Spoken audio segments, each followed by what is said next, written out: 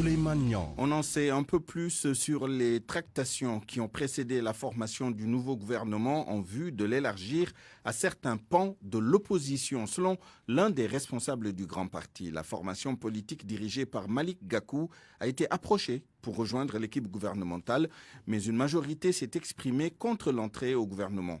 Selon le directeur des structures du grand parti, Malick Gueye, le parti va quitter la coalition Idy 2019 dans les prochains jours.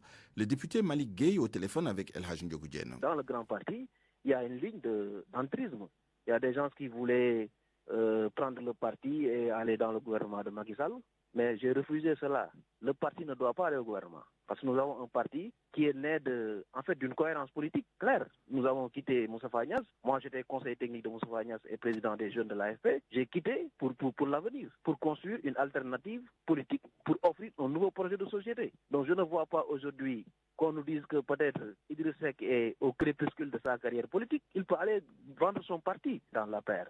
Mais nous avons un parti qui a de l'ambition pour le Sénégal. C'est pour cela que, en fait, je me suis battu avec la ligne du parti qui voulait aller au gouvernement et le président du parti, heureusement, a évalué en fait les fissures qui auront lieu par rapport à ce parti. Parce que si le grand parti était entré au gouvernement, le parti serait divisé. Je vous dis ça. Je vous dis de manière très claire que le parti serait divisé. Votre parti est membre de la coalition Idy 2019. Quel est l'avenir de votre alliance avec le parti Rewmi après son entrée dans le gouvernement? Le grand parti ne va sortir de la coalition Idriss Seck. Le grand parti sortira dans les jours qui viennent de la coalition d'Idriss Seck, parce que ça n'a pas de temps. On est un parti d'opposition. On travaille pour construire une opposition forte. On ne va pas renforcer comme ça, je veux dire, la coalition Benno Bokk Yakaar. Si aujourd'hui on veut être cohérent avec nous-mêmes, on n'est pas dedans, mais sortons de dedans complètement. On n'est pas dedans, mais sortons dedans complètement. L'entrée du parti Rewmi dans le gouvernement et la nomination d'Idrissa Seck à la tête du Conseil économique, social et environnemental qui suscite beaucoup de débats dans la capitale du rail. Les avis sont pour le moins partagés à Thiès. Certains Thiessois sont contre, d'autres y voient un deal entre Macky Sall et Idrissa Seck. Reportage de Cheikh Anta Diop. L'entrée de Rewmi dans le nouveau gouvernement du président Macky Sall et la nomination d'Idrissa Seck à la tête du Conseil économique, social et environnemental suscite moult réactions. C'est la déception chez certains Thiessois.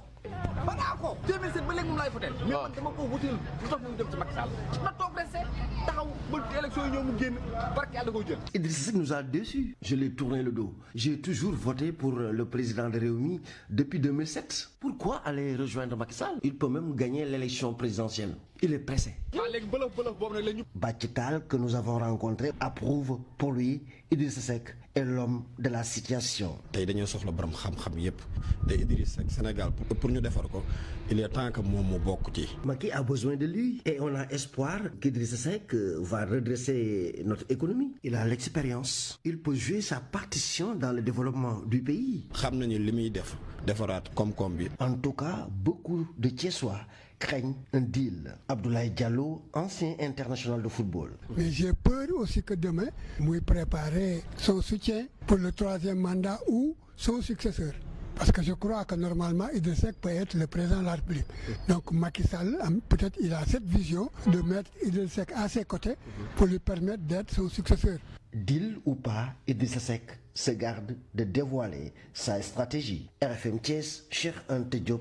Et puis à Tambacounda, Ndeye Mariam Diarra, conseillère municipale, tourne le dos à Idrissa Seck. Bounama Kanté du Grand Parti et Lansana Kanté de Khalifa Sall considèrent que le président Macky Sall a montré ses limites. Reportage Moussa Omar Gueye. À Tambacounda, même si la majorité se félicite de la reconduction de Maître Sidiki Kaba dans le gouvernement comme ministre des Forces armées, l'opposition reste convaincue que le changement tant attendu tarde à se concrétiser. Bounama Kanté et Lansana Kanté, respectivement responsables du Grand Parti et de And Tahaou Sénégal, affichent leur désespoir. Le gouvernement, nous constatons aussi que les ténors dans le gouvernement sont partis. On ne connaît pas les raisons, mais tout porte à croire que des règlements de compte sont en train d'être faits dans le parti du président. L'arrivée de Idi, et lui aussi, il est en train d'étonner les Sénégalais et affirmer un peu ce que les Sénégalais pensaient de lui, que c'est quelqu'un qui est toujours dans les grands deals. Non, Oumar Sarr est un dissident du PDS. C'est ça, les signaux étaient déjà donnés. Dans la réalité, il n'y a aucune ouverture. C'est peut-être nous faire oublier les 150 Sénégalais disparus dans la mer. Et ceux ce réaménagement ne va pas nous faire oublier ça.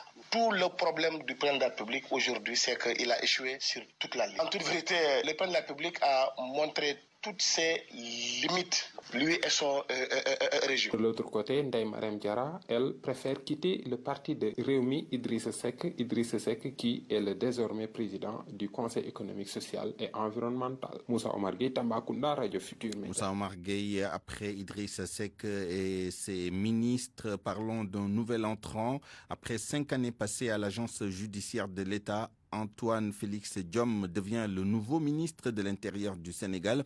De Diourbel à Dakar, ce magistrat a roulé sa bosse, pour ainsi dire, dans le milieu avant d'arriver à cette haute station de l'État.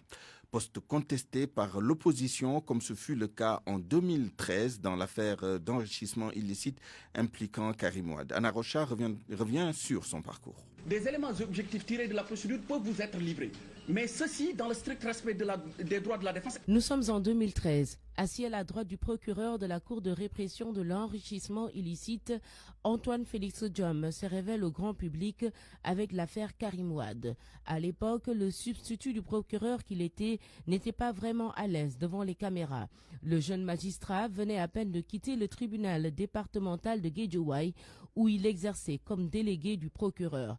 Et la polémique créée par les libéraux pour remettre en cause sa nomination comme second d'Alioune Ndao ne facilite pas son installation.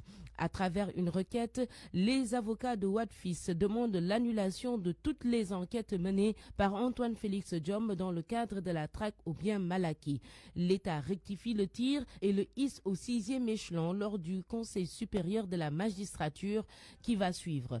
2 ans plus tard, le 17 juin 2015, il est nommé agent judiciaire de l'État. Il plaide pour le compte de l'État, notamment dans l'affaire Khalifa Sall et devant la Cour de justice de la CEDEAO. C'est tout au début des années 2000 que ce fils de Khombole découvre le monde de la magistrature. Il venait juste d'obtenir sa maîtrise de droit à l'université Cheikh Anta Diop lorsqu'il réussit au concours de l'ENA, l'École nationale d'administration. Le nouveau ministre de l'Intérieur démarre sa carrière au parquet de Diourbel avant d'être muté à Dakar. Dans la capitale sénégalaise, le magistrat occupe le poste de substitut général au niveau de la cour d'appel. Et en tant que parquetier, le successeur d'Aly Ngouille Ndiaye est réputé coriace. Antoine Félix Diome est musulman et appartient à la confrérie mouride. Parlons également du tout nouveau ministre de l'élevage et des productions animales. Il promet d'apporter une touche nouvelle dans son secteur. Le membre du parti Rewmi estime qu'avec ses 35 années d'expérience professionnelle, il pourra innover le secteur de l'élevage. Alice Alé Diop est jointe au téléphone par Amadou Sabarba. Les ambitions, c'est servir le Sénégal dans un secteur économique qu'on appelle le secteur de l'élevage. C'est ça, en fait, l'axe sur lequel, effectivement, on va travailler. Vous comprendrez, effectivement, la dimension, en tout cas, et l'ampleur, en tout cas, des tâches qui nous attendent.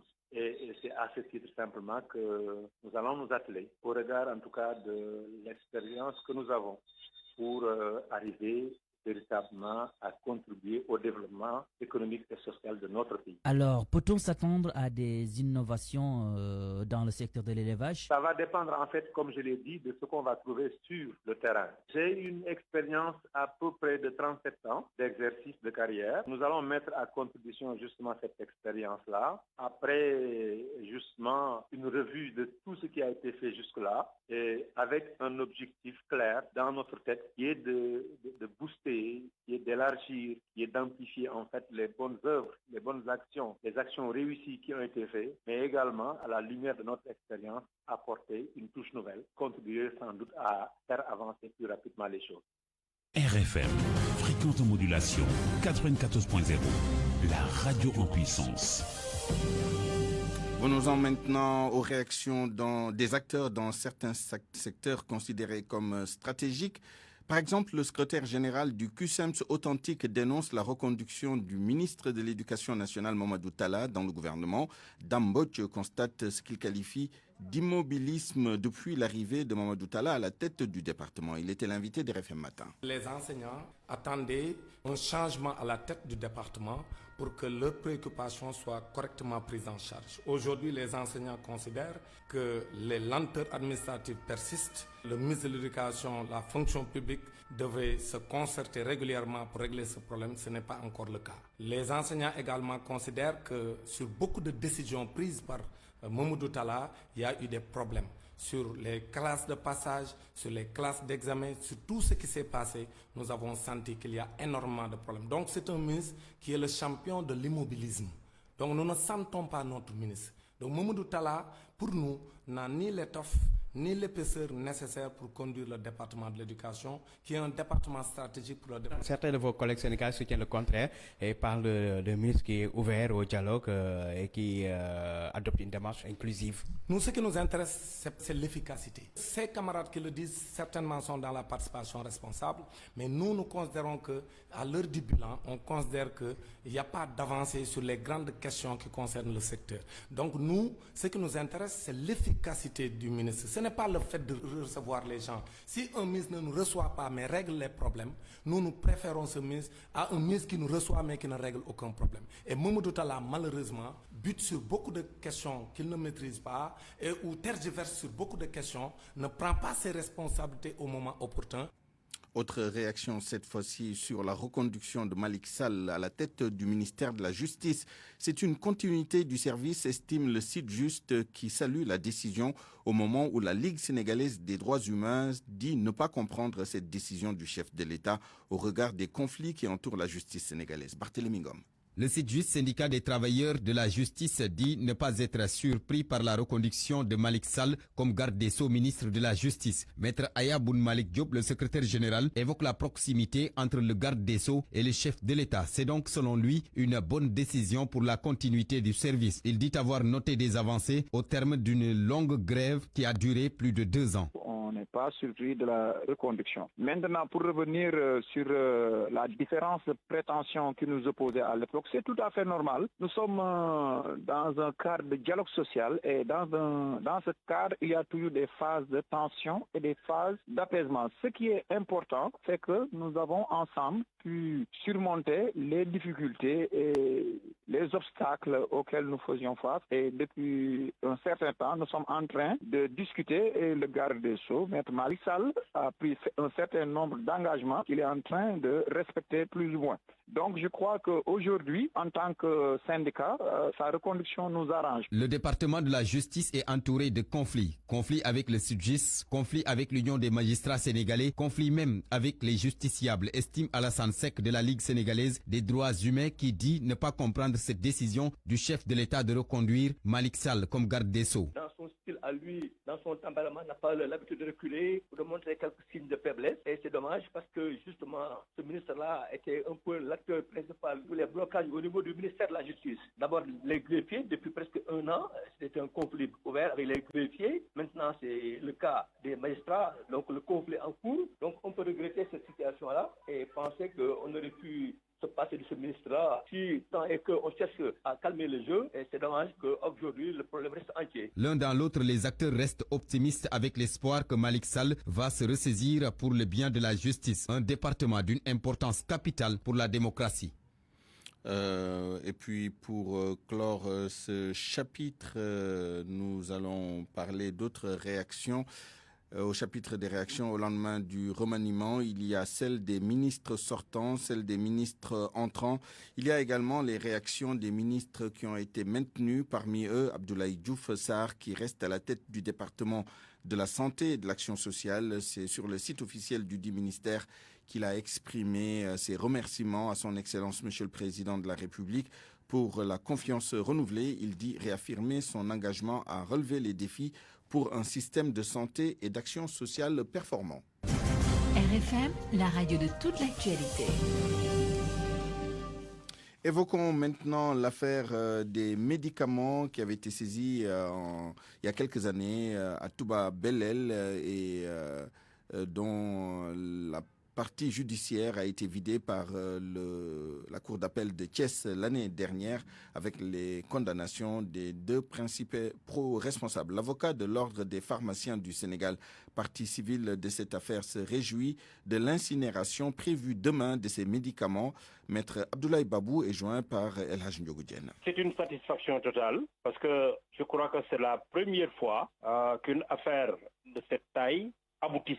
Donc demain, nous aurons le plaisir d'assister à l'incinération des faux médicaments, ce qu'on appelle Touba Belel. À titre de rappel, 2 camions saisis d'une valeur de 1 milliard et quelques contenant des faux médicaments. L'affaire est venue au tribunal. Nous avons gagné à Diourbel. Nous avons gagné à Thiès. L'État a fait un pourvoi en cassation et le pourvoi en cassation de l'État a aussi été rejeté. Donc, c'est la fin de cette affaire qui a retenu l'attention nationale et internationale. 12h18, le manque d'eau dans le monde rural est une des causes de la migration clandestine. Beaucoup de jeunes des villages du Sénégal sont en train de prendre le large parce que l'unique activité qu'ils avaient dans leur localité a été sabotée par une mauvaise gestion de l'hydraulique rurale. Babacar Diouf. L'unique espoir des jeunes dans le monde rural s'est effrité depuis quelques 2 ans. Dans leurs localités respectives, ils n'ont plus la maîtrise de l'eau. La seule issue, c'est ailleurs. On nous parle de Barça ou la Barça.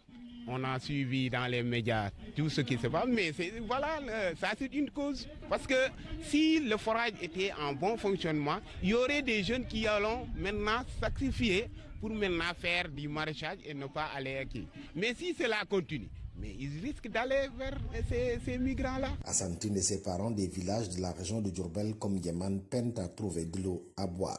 Dès lors, il leur est impossible de faire d'autres activités comme l'agriculture ou l'élevage. Si vous voyez qu'avant l'Aquaté, on n'avait pas ce problème-là. Et comme on l'a si bien dit, que le forage, c'est un forage agro-silvo-pastoral, c'est-à-dire c'est pour l'agriculture en même temps aussi pour l'élevage avant le ravitaillement en eau. Mais depuis qu'ils sont venus là, même le ravitaillement en eau de la population ne peut même pas se suffire. Et maintenant, actuellement, si on a de l'eau la semaine, on peut ne l'avoir de l'eau. Le problème n'est pas circonscrit dans le seul village d'Indieman. Barindondol, Bakapom, Belkhaoul sont aussi privés d'eau potable. Bombay, RFM, Babacar Diouf. Ici à Dakar, les marchands ambulants 6 à l'avenue Lamine Gueye crient leur désarroi. La rentrée des classes, c'est dans moins de 10 jours. Mais ils ne parviennent pas à écouler leurs marchandises, les agents de la mairie de Dakar faisant le pied de grue chaque jour. Ils déclarent que beaucoup de leurs camarades ont choisi l'émigration clandestine. Il y en a même qui sont morts. Reportage de Salimata Aou. Alors, ça va? Allez.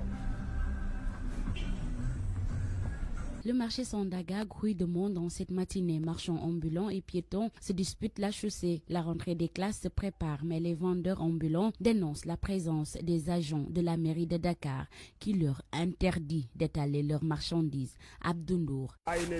Ce sont des agents de la mairie de Dakar. Ils sont là chaque jour. Ils partent à 17h. Les clients ne viennent plus. Ces agents nous surveillent constamment et c'est très compliqué. C'est seulement à 17h que nous parvenons à vendre quelques marchandises.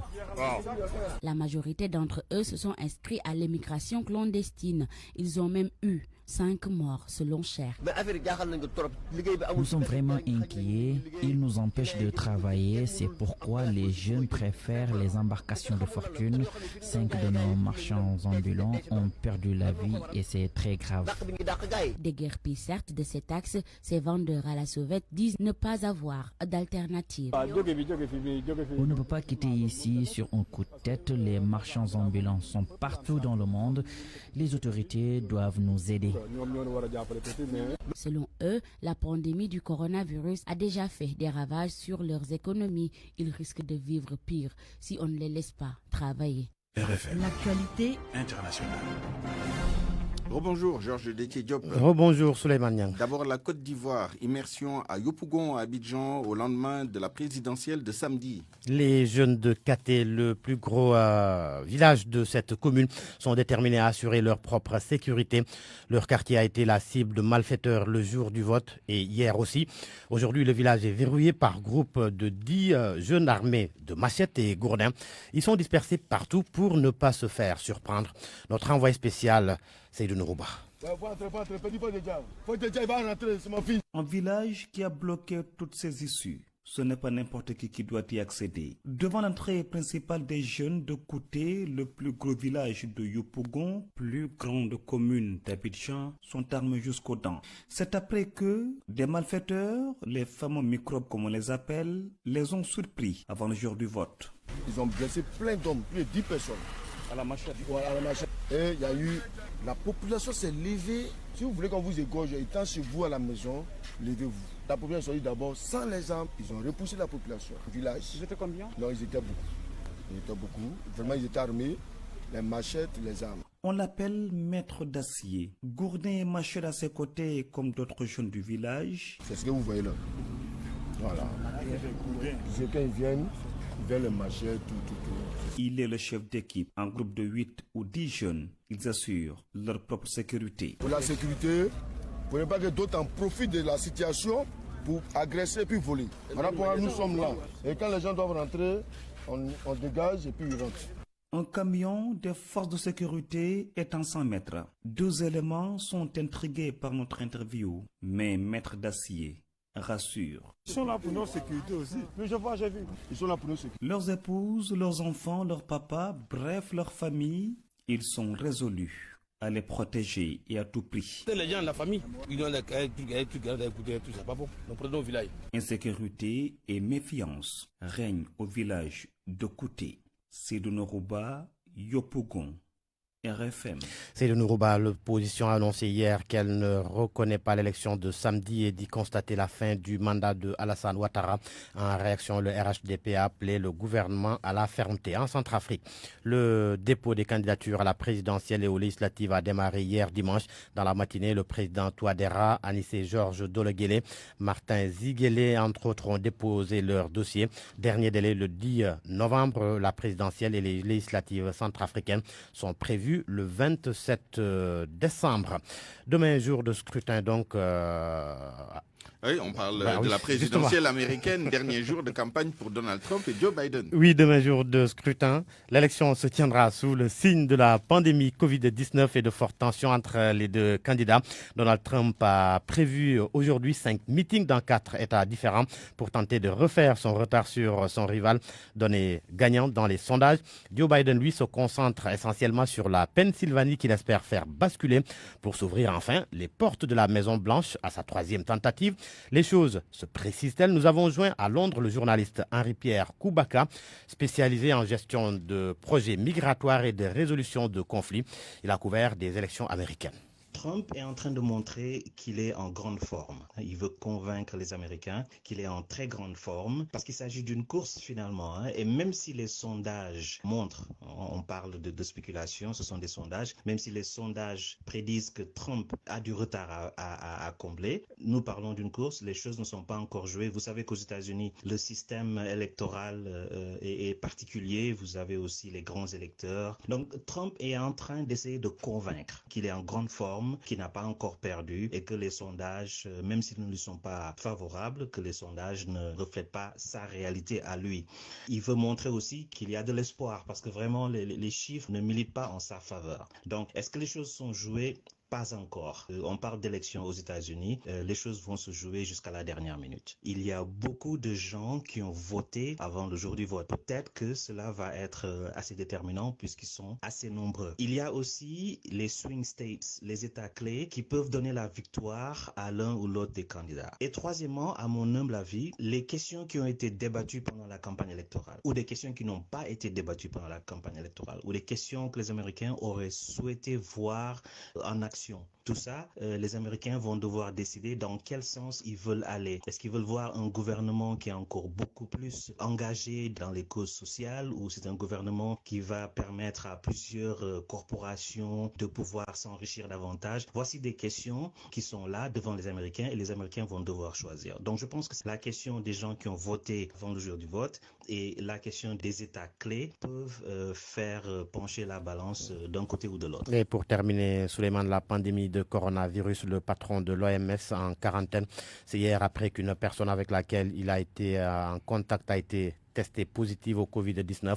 Mais Tedros Adhanom Ghebreyesus affirme qu'il n'a aucun symptôme. Très bien. Merci Georges Détié-Diop. Il est 12h et bientôt 28 minutes. Parole aux auditeurs. L'actualité, qu'en pensez-vous?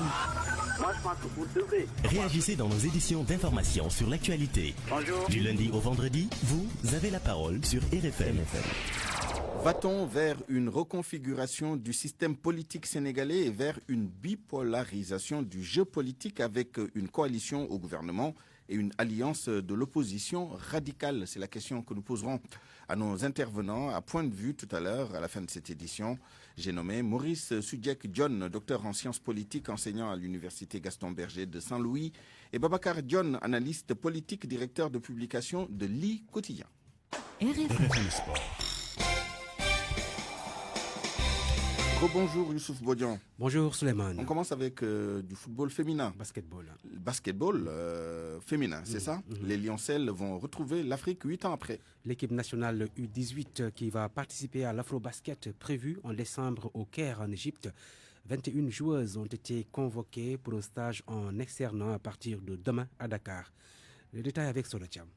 Après la détection, 21 joueuses ont été retenues pour la préparation en vue de l'Afro-Basket U18 féminin. Le sélectionneur Ousmane Diallo revient sur le planning. Nous avons 2 phases de préparation. Nous avons un programme externe qui démarre à partir du 3. Donc un programme externe. Les entraînements seront de 15h à 17h. Après, il y aura une deuxième phase de regroupement interne qui va démarrer à partir du 19 novembre, Inch'Allah, pour 10 jours internats de préparation. Pour cette compétition, le sélectionneur se fixe des objectifs clairs. Ousmane Diallo magnifie la participation de l'équipe féminine 8 ans après. Je pense que c'est important de faire participer les jeunes pendant les compétitions internationales. Maintenant, c'est vrai que ça fait longtemps que nous ne sommes pas allés. Donc, il faut aller d'abord compétir et puis nous allons être d'abord présents dans les rendez-vous. C'est ça qui est important parce que les rendez-vous, ça ne s'arrête pas, les grands rendez-vous. Maintenant aussi, découvrir ce qui se fait et puis c'est ça. Et puis jouer nos chances. Je pense que le Sénégal va jouer ses chances, bien que nous sommes absents depuis longtemps. Lors de sa dernière participation, le Sénégal avait perdu en finale contre le Mali, qui aujourd'hui est détenteur des 2 trophées, masculins et féminins. Donc le Mali reste un adversaire de taille, tout comme l'Égypte, pays hôte,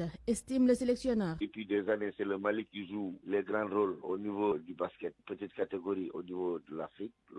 On ne sait pas encore s'il y aura des surprises ou pas. Mais l'Égypte aussi, si l'Égypte organise, c'est parce qu'ils ont de bonnes équipes d'habitude. Donc ils ont des ambitions de gagner, de se préparer et venir défendre toutes nos chances. L'Afro-Basket U18 féminin est prévu du 1er au 10 décembre en Égypte. Mais pour le moment, la formule de la compétition n'a pas encore été déterminée. Solacham, pour rappel, le Sénégal avait remporté l'Afro-Basket féminin U18, c'était à Dakar en 2012.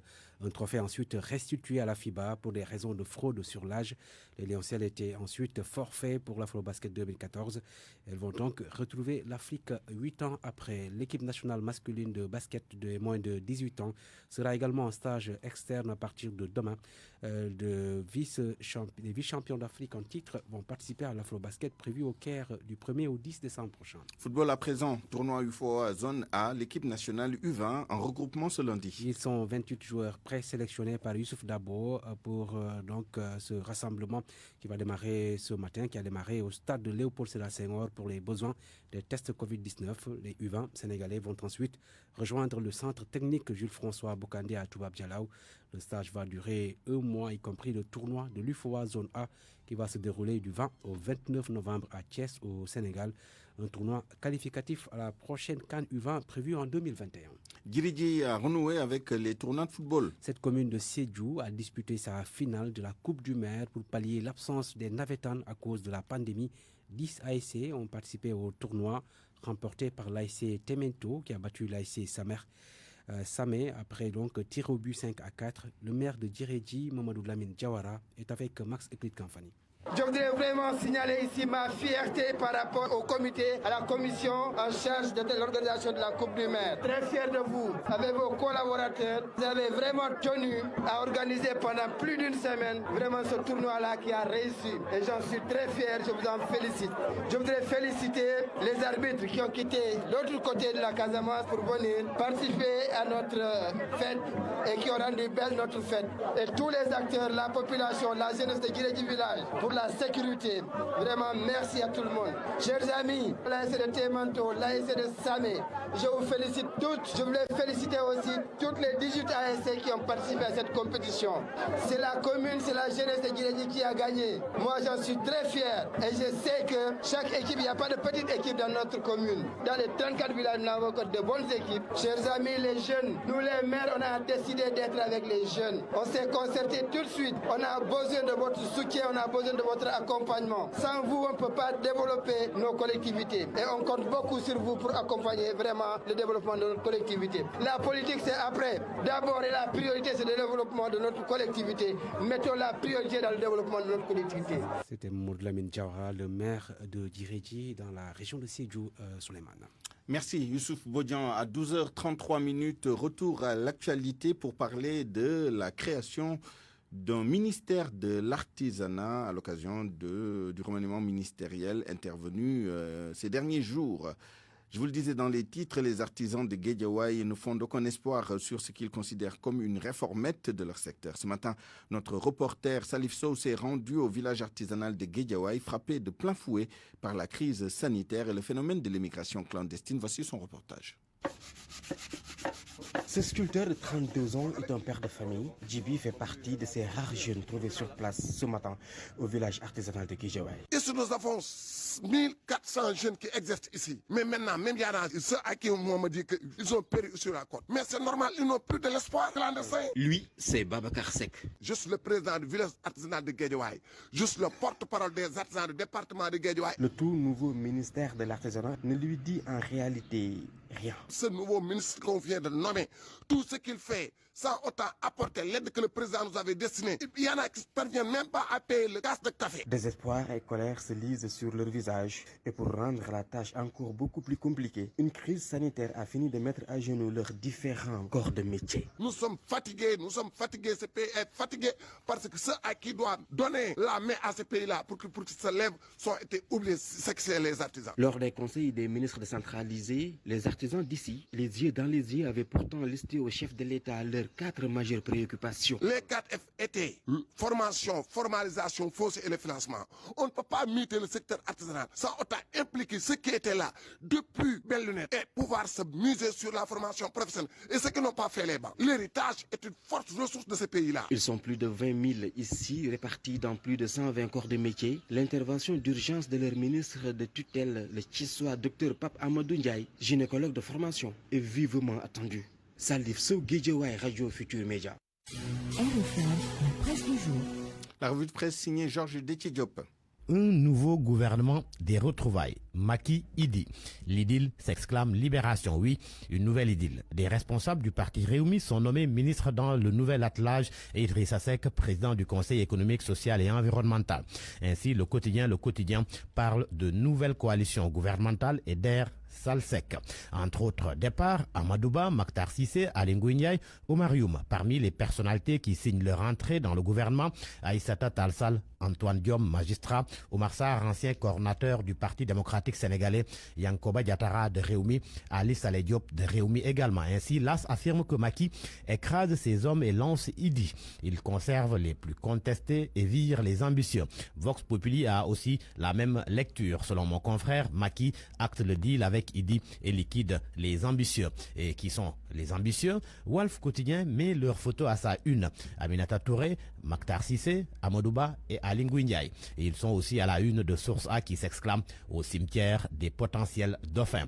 Mais qu'est-ce que Macky Sall leur reproche? La réponse dans l'Observateur. Selon mon confrère, on leur prête pour la plupart des ambitions présidentielles. Et pour le cas Idrissa Seck, l'Observateur parle d'une entente qui cache un protocole de Doufina à dérouler d'ici à la présidentielle de 2024. Un protocole de succession. Idrissa Seck, pour expliquer son retour dans la mouvance, dit avoir choisi de répondre positivement à l'appel du président de la République d'unir l'ensemble des forces du pays. Il dit aussi avoir préféré le chemin d'une implication directe et personnelle pour participer aux efforts qui incombent à tous pour redresser la situation de notre pays. Idrissa Seck est président du Conseil économique, social et environnemental à la faveur d'un décret présidentiel. Et pourtant, le journal Source A rappelle que le patron de Rewmi avait déclaré qu'il n'occuperait jamais un poste dont la fonction est nommée par décret. Le seul pour le compte de qui je compte travailler en politique, c'est le peuple sénégalais. Dès lors, avait-il ajouté, les seules instances qu'il occuperait seront celles d'élus locaux et ou de conseillers départementaux. Résultat, aux yeux de Source A, il dit se loge une balle dans la tête. Pour l'AS, Idrissa Seck ravale son vomi. L'AS rappelle les critiques acerbes qu'il formulait envers l'actuel locataire du palais et de sa volonté, il y a un an, de supprimer l'institution qu'il va diriger désormais. Mais malgré tout, il déclare à la une de Vox Populi qu'on l'a plusieurs fois déclaré mort en politique, mais il est toujours vivant. Autre enseignement à tirer de la formation du nouveau gouvernement, la nomination de Aïssata Tall Sall aux affaires étrangères. Une première, selon le quotidien, ce que confirme Vox Populi. Le journal relève qu'elle est la première femme chef de la diplomatie. Et puis, le rappel à Dieu du professeur Ibader Thiam. La presse du jour rend hommage à l'historien décédé samedi à l'âge de 83 ans. Selon Sud Quotidien, le Sénégal perd un monument de son histoire. La fin d'une histoire, affirme Walf Quotidien. Pour l'AS, un grand intellectuel s'en est allé. Vox Populi, la bibliothèque a brûlé. À vos kiosques et bonne lecture. Point de vue. Regard croisé sur l'actualité du jour. À 12h38, bienvenue à Point de vue. Va-t-on vers une reconfiguration du jeu politique et vers une bipolarisation avec d'un côté un gouvernement qui gouverne avec sa majorité et de l'autre côté une alliance de l'opposition radicale? Telle est la question que pose le remaniement ministériel et les réactions qui s'en sont suivies. Et pour tenter d'y répondre, nous sommes avec M. Maurice Sudiek-John, docteur en sciences politiques, enseignant à l'université Gaston Berger de Saint-Louis. M. John, bonjour. Bonjour. Voilà, bienvenue à ce point de vue. Et nous sommes également avec Babacar John, analyste politique. Nous le retrouverons dans un petit instant, me dit-on. Commençons avec Maurice Sudiek-John. Est-ce que ce qui s'est passé hier, c'est-à-dire l'annonce du nouveau gouvernement et les réactions qu'on a entendues tant du côté des partisans de Khalifa Ababacar Sall que d'opposants tels que Babacar Diop, d'ex-partisans du Rewmi, est-ce que cela annonce une redistribution des cartes avec d'un côté une opposition radicale, comme on dit, et de l'autre côté une majorité qui gouverne, et entre les deux presque rien d'après vous? Maurice Sudiek-John. Apparemment, nous avons également perdu Maurice Sudiek-John. Nous essayons de contacter à nouveau nos deux invités du jour, Maurice Sudiek-John et Babacar John.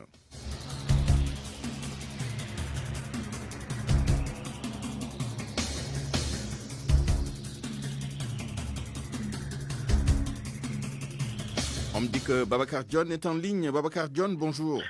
Oui, je suis là, Suleiman. Bonjour. Très bien. Est-ce que vous avez entendu les questions que pose le remaniement et les réactions qui s'en sont suivies? En résumé, est-ce qu'on va vers une bipolarisation et une radicalisation du jeu politique entre le gouvernement et l'opposition, d'après vous? Merci. Bon, ce qui s'est passé quand même depuis l'élection présidentielle, hein, on a vu que donc il y avait un camp de l'opposition qui s'était radicalisé, hein, comme Ousmane Sonko et les autres. Jotna, ça c'est la coalition Jotna, avec Abdoul Mbaye et les autres, Teki, Lamine Diallo. Mais on avait également constaté d'un autre côté le PDS et également Khalifa Sall et Rewmi qui s'étaient tués. Donc on avait pensé que c'était une opposition consensuelle, parce qu'on ne les avait pas en tout cas parlé avec Macky Sall, mais ils n'avaient pas également une position tranchée par rapport à ce qui s'est passé dans le pays. Mais c'est Donc, justement, ce sont justement ces acteurs-là qu'on appelle à se radicaliser et à clarifier le jeu. Est-ce que finalement le remaniement contribue à clarifier le jeu politique? Bien sûr, parce que Idriss Seck actuellement est maintenant dans Benno Bokk Yakaar. Même en tout cas, si ce n'est pas formel, Benno Bokk Yakaar, il est dans le camp de Macky Sall. Et aujourd'hui, donc, on peut compter, en tout cas, dans l'opposition aujourd'hui, Khalifa Sall, en tout cas, parmi les partis représentatifs, on peut penser à Khalifa Sall, on peut penser à Ousmane Sonko, bien sûr, et au PDS. Parce que également, il faut dire que ça ne clarifie pas le QG quand même pour le PDS. Parce qu'on ne les a pas entendus parler jusque-là. On a l'impression qu'ils continuent donc une négociation avec Macky Sall. Ils n'ont pas en tout cas une position tranchée par rapport à ce qui se passe. Par contre, on a donc une opposition qui s'est radicalisée à la personne d'Ousmane Sonko. On peut également penser à Khalifa Sall depuis avant-hier, parce qu'on l'a vu également organiser quelques manifestations politiques. Et vu également au sud de ce qu'on a entendu avec Moussa Taye hier, qui s'est radicalisé presque contre Macky Sall, on peut penser que donc Khalifa Sall est actuellement du côté de l'opposition. Mais aujourd'hui, à part Khalifa Sall et les autres, et Sonko, on peut penser que c'est vrai, il y a un camp qui est contre Macky Sall et un camp avec Macky Sall. Même si entre les deux, par rapport à ce que tu viens de dire, est-ce qu'il y a un camp qui s'oppose et un autre qui ne s'oppose pas? Non. On est en train de voir également un autre camp qui se dégage, par exemple le PDS. Aujourd'hui, personne ne peut vous dire est-ce que le PDS va rejoindre Macky Sall ou pas. Même si donc, il y a eu quelques transactions avec Sonko, mais aujourd'hui, par rapport à la posture dégagée par le Parti démocratique sénégalais officiellement, on a tendance à penser que donc ils ne sont pas définis, en tout cas de manière claire, sur ce qui se passe dans ce pays. Très bien. Nous avons retrouvé le docteur Maurice Sudiek-John, docteur en sciences politiques, enseignant à l'université Gaston Berger de Saint-Louis. Monsieur John, quelles leçons politiques tirer de ce qui s'est passé hier, c'est-à-dire entre l'annonce du gouvernement et les réactions des différents camps? D'après vous, quelles sont les leçons politiques? Est-ce que les partis vont devoir maintenant se déterminer entre deux positions aux antipodes, la majorité qui gouverne et l'opposition qui doit se radicaliser et franchement s'opposer? Oui, je crois qu'il faut d'abord dire que le gouvernement d'hier est un gouvernement très politique, pour ne pas dire très politicien. On nous avait annoncé un gouvernement qui devrait prendre en charge beaucoup plus efficacement les préoccupations des Sénégalais, mais c'est un gouvernement qui est orienté de façon presque exagérée dans des perspectives, dans des considérations d'ordre politique. D'abord, en cherchant à accroître la surface de légitimité du président de la République, qui a su fidéliser jusque-là ses alliés de Benno Bokk Yakaar d'une part, et qui d'autre part est en train de s'ouvrir à d'autres forces politiques, notamment les forces libérales, réunies d'Idrissa Seck, et aux transfuges du PDS dirigés par Oumar Sarr.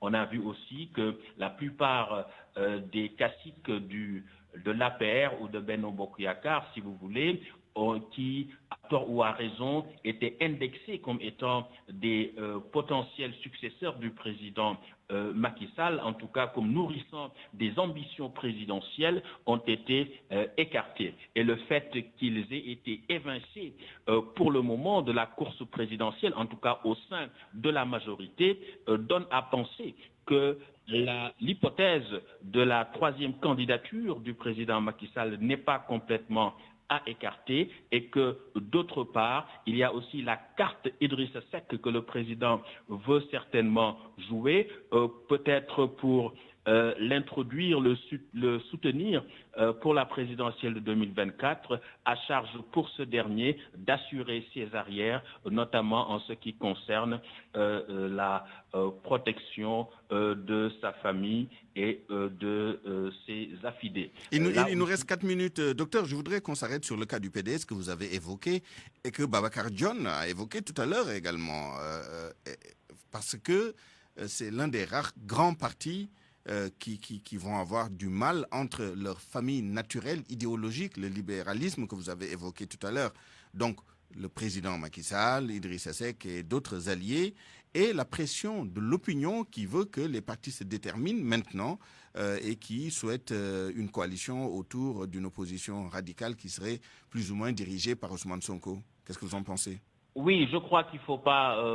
D'abord, cette notion d'opposition radicale est à déconstruire. Il n'y a pas une opposition radicale. Il y a une opposition tout simplement qui joue son rôle d'opposition. Parce que le but de l'opposition, ce n'est pas de se diluer, de se dissoudre dans le pouvoir. Ça, c'est une opposition de compromission, une opposition collaborationniste ou une opposition à Sa Majesté. Appelez ça comme vous voulez, mais ce n'est pas une opposition en tant que telle. L'opposition n'est pas radicale. L'opposition, son rôle, c'est de s'opposer à travers des projets alternatifs, à travers des propositions, mais aussi à travers la critique de l'action gouvernementale dans le cadre normal d'une démocratie apaisée. Donc, quand on parle d'opposition radicale, c'est comme si on utilisait des moyens autres que démocratiques pour s'opposer, ce qui n'est pas le cas. Donc, il n'y a pas d'opposition radicale. Il y a ceux qui s'opposent réellement, qui sont dans la concurrence pour conquérir le pouvoir et qui se déploient par rapport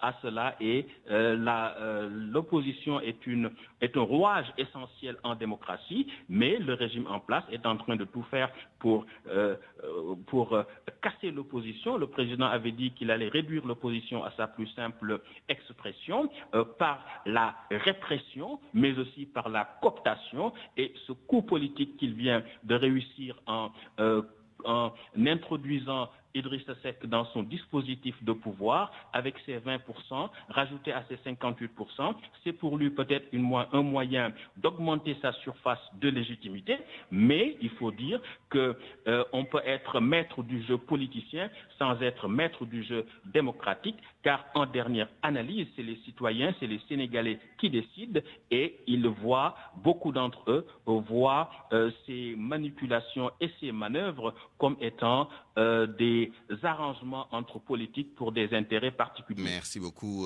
docteur Maurice Soudieck John. Je rappelle que vous êtes docteur en sciences politiques et enseignant à l'université Gaston Berger de Saint-Louis. Nous vous retrouvons dans l'édition en Wolof tout à l'heure. Dernier tour de table avec Babacar John. Se pose en filigrane la question du leadership de l'opposition.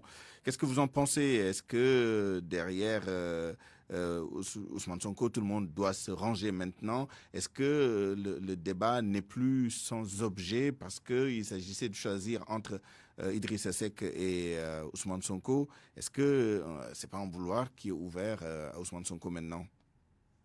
C'est pas aussi simple que ça, parce que Idrissa Seck également pensait que le président Macky Sall est en train d'ouvrir un boulevard à Idrissa Seck par rapport à la présidentielle de 2024. Quand même, c'est aller vite en besogne. Parce qu'entre quand même 2024 et maintenant, il peut se passer plein de choses.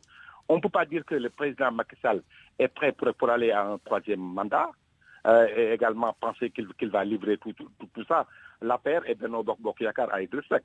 Je crois qu'aujourd'hui, il peut se passer énormément de choses. Et il faut rappeler que ce n'est pas parce que Idrissa Seck a fait une faute, peut-être en allant s'allier à Macky Sall, qu'il peut tout perdre. À un moment donné, les Sénégalais pourront voir par rapport même à la posture des uns et des autres.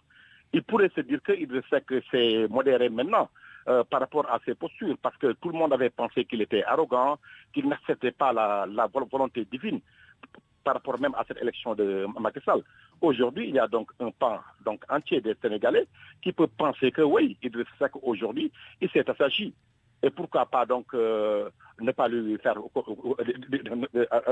disons. Mais aujourd'hui, penser que Macky Sall est en train de choisir Idrissa Seck pour 2024 est un peu trop vite. Maintenant, dans le camp de cette opposition-là, il peut se passer énormément de choses. Il est vrai que Ousmane Sonko aujourd'hui s'est positionné en tant que leader de l'opposition à l'absence d'Idrissa Seck. Mais écoutez, n'oubliez pas que donc il peut se passer d'autres jours électoraux. Il y aura les élections locales et peut-être même les législatives avant 2024. c'est après donc ce processus-là qu'on peut penser que voilà donc tel leader. Mais si Ousmane Sonko, en tout cas, maintient son truc-là, disons, en tout cas, sa mobilisation, tout ce qu'il est en train de faire au niveau de l'opposition, je crois que donc ça peut lui apporter plein de choses. Merci à vous également, Babacar John, analyste politique et directeur de publication de l'I Quotidien. Nous vous retrouverons également dans l'édition en Wolof. C'est la fin de cette édition du Grand Journal à 12h51. Merci de l'avoir suivi. Je remercie toute l'équipe qui l'a réalisé. El Haj Ndiogoudien à la réalisation, Abdoulaye Diop à la mise en onde, digitalisation assurée par Yassine Pouy, régie d'antenne Pape Omar Diao. À 13h, retrouvez Mamadou Mohamed Ndiaye